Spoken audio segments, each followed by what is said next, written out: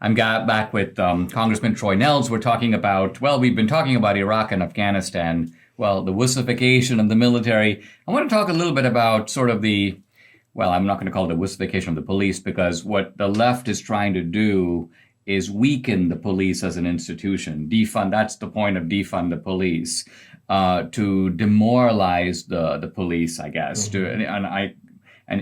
Is there a way to demoralize the police without emboldening the criminal?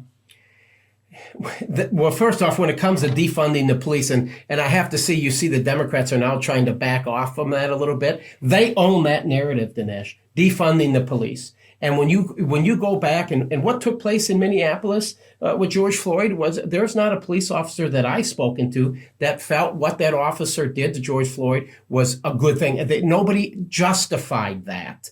And his actions. So I think that the narrative about defunding the police is causing problems for our country, specifically the large cities. And now it's moving into the suburbs. But you look at some of those cities that actually took that movement and said, you know what, we're going to do something about it. We are actually going to defund the police through some type of an order through a vote through the city council. And now you look at Seattle, you look at Baltimore, you look at Austin here in our great state of Texas.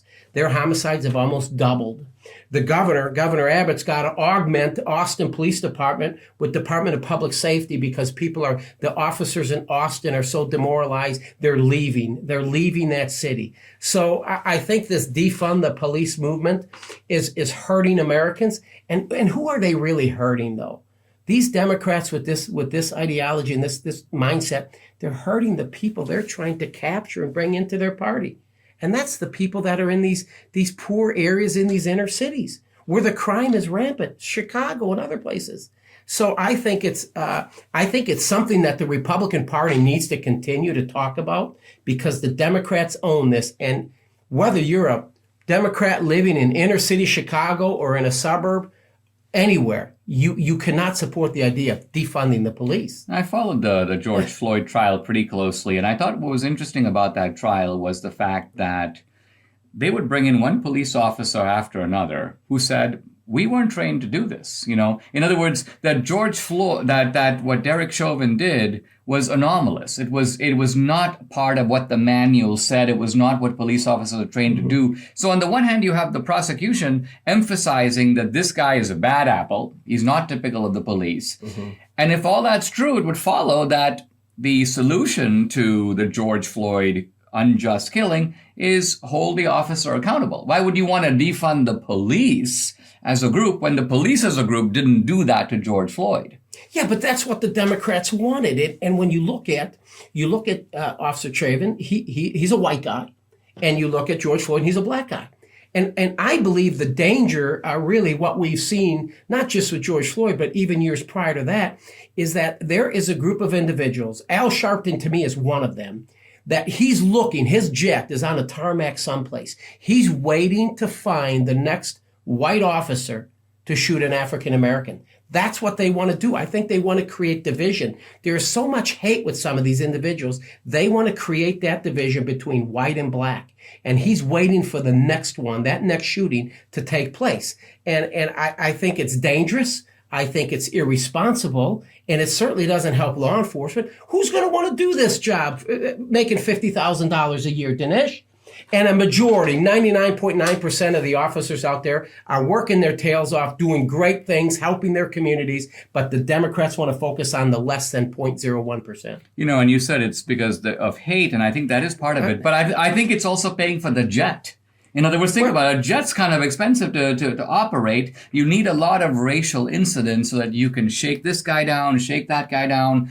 I mean, Al Sharpton, if you remember Sharpton from the old days, mm-hmm. He was basically a guy who would walk around in a tracksuit. Now you look mm-hmm. at him, he's got impeccable outfits, and he's traveling by private aircraft and so on. Yeah. So something's paying for that lifestyle. He doesn't do anything else. Right. He doesn't have a side business, and then he's also a racial activist. Right. Race is his business, right? Yes. The thing about it is that jet is the engines are on. They're ready to go. So he's out there, and they'll have the big press conference, whether it was Minneapolis, and there are others, obviously, with phones. Everybody's capturing some type of video, but they're going out there and making judgment calls already and saying that this was improper, this was illegal, this was criminal. He shot this guy. He put a knee on this guy's neck because they were black. And what has that led us to? Civil disobedience across our country, like the protests, the riots over the summertime. That's how dangerous some of these guys really, really are, because they're getting people so spun up, Dinesh. And look at our country in the last 18 months. I mean, interestingly, in the George Floyd trial, as far as I could see, they never even brought up the race issue. So ironically, after making it a huge national issue, here's a trial. Yeah. If this guy was motivated by racial bigotry, let's see the evidence of it. There was none. Well, they never brought it up. Let me ask you this question. You were talking about the inner cities and the fact that it's minority communities that suffer the most, right? And they suffer the most, not just in crime, terrible schools, terrible neighborhoods, broken families. Now, the Democrats have run these places for 50 years. Here's my question. Why is it that the inhabitants of those inner cities don't wake up and go, look, our overlords are not doing a good job, because look at the misery of our ordinary lives. We have a chance. Let's throw the bums out and give the other guys a chance. I think the Democrats keep doing it because they never see that response. They never see a revolt in the inner city, in Oakland or Baltimore or Chicago, where the people go, we're going to give the other guys a chance because you guys have let us down. Why does that not happen?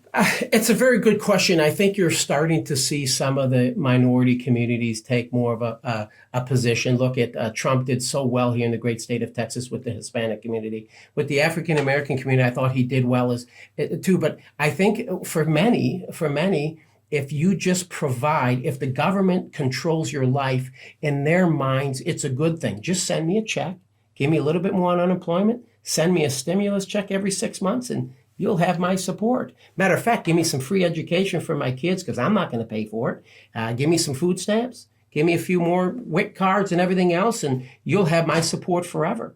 So I think that there are some people that are indoctrinated. They count. They rely, and how sad is that? They totally rely on the government for their existence, and that's sad. When we come back, we're going to pivot really right into the January 6th debate and explore the roots of it, the narrative that's come after it, and what it all means.